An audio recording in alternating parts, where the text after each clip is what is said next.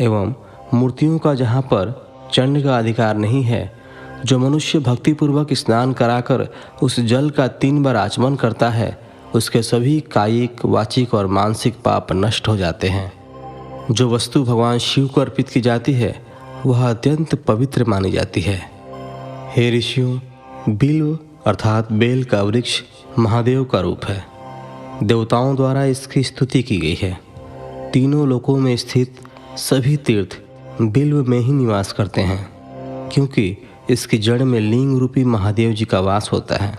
जो इसकी पूजा करता है वह निश्चय ही शिव पद प्राप्त करता है।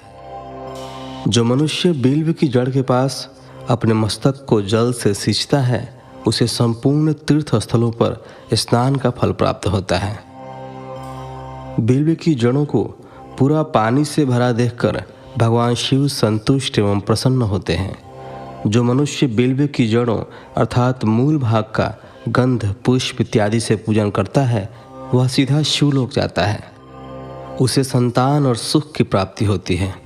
भक्तिपूर्वक पवित्र मन से बिल्व की जड़ में दीपक जलाने वाला मनुष्य सब पापों से छूट जाता है।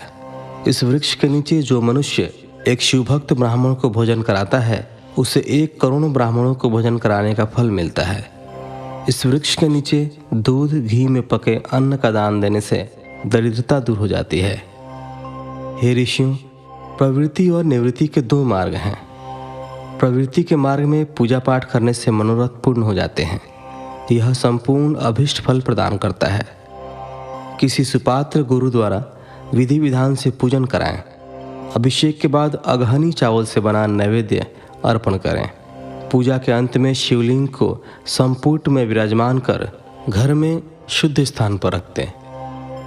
निवृत्ति मार्गी उपासकों को हाथ में ही पूजन करना चाहिए। भिक्षा में प्राप्त भोजन को ही नैवेद्य के रूप में अर्पित करें। निवृत्ति पुरुषों के लिए सूक्ष्म लिंग ही श्रेष्ठ है। विभूति से पूजन करें तथा विभूति को ही निवेदित करें।